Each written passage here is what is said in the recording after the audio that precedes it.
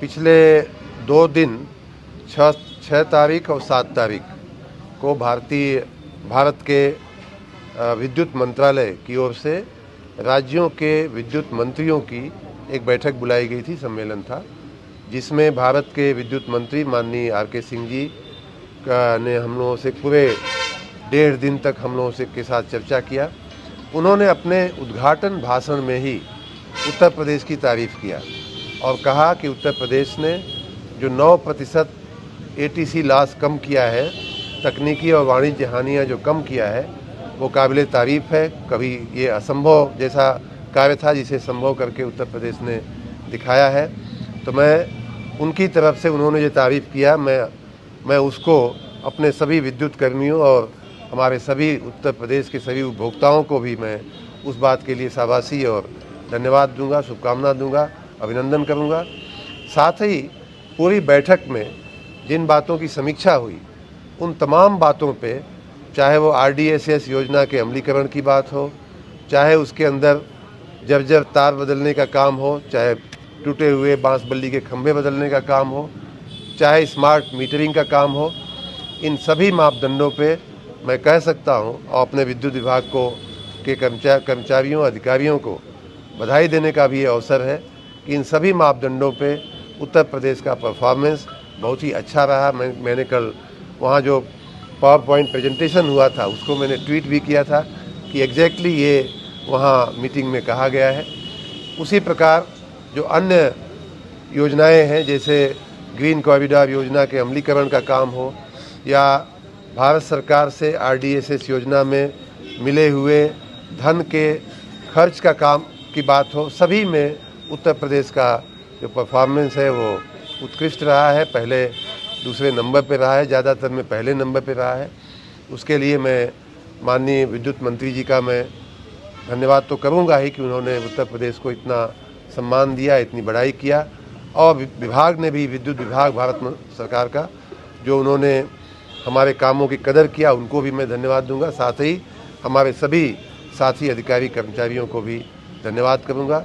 ये जो ATC loss कम हुआ है, कहने के लिए मात्र ये 9% वैसे भारी कमी है, लेकिन 9% का मतलब ये होता है कि लगभग 8,500 करोड़ रुपए की वार्षिक बचत। इतनी बचत, हम लोग 1 लाख करोड़ रुपए के घाटे में चल रहे हैं, हमारा विद्युत विभाग। उसमें अगर 8500 करोड़ बचता है तो लगभग 10% की वो बचत होती है। तो इतना हमने इस घाटे को भी कम करने में आगे काम बढ़ाया है। साथ ही ATC लॉस कम होने के साथ साथ हमारी जो राजस्व संग्रह का जो कार्य है वो भी 20% बढ़ा है।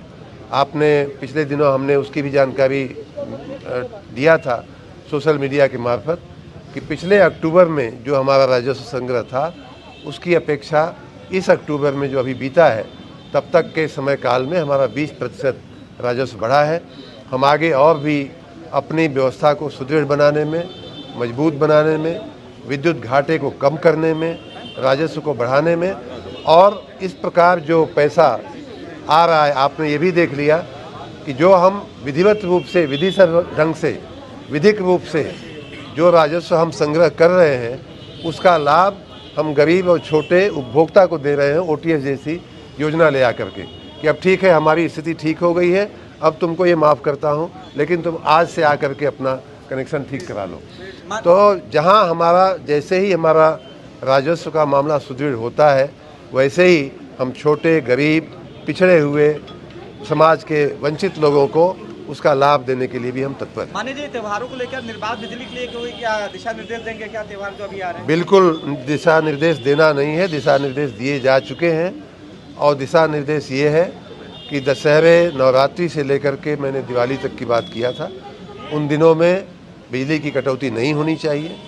और हमारे कर्मचारी अधिकारियों से मैं फिर से निवेदन करूंगा आप लोगों के मार्फत कि आने वाले दिवाली के पर्व पे दिन रात, स्वयं की दिवाली तो मनावें, लेकिन दूसरों की दिवाली और बेहतर हो, उसके लिए रात दिन खड़े होकर के अपने कर्तव्य का पालन करें। मैं भी उनके साथ इस कर्तव्य के पालन में जुटा रहूँगा और त्योहारों पे हम 24 घंटे बिजली देने। वैसे भी हमारा प्रयास है कि हम उत्तर प्रदेश को 24 घंटे बिजली की तरफ ले जाए। ठीक है, थैंक यू।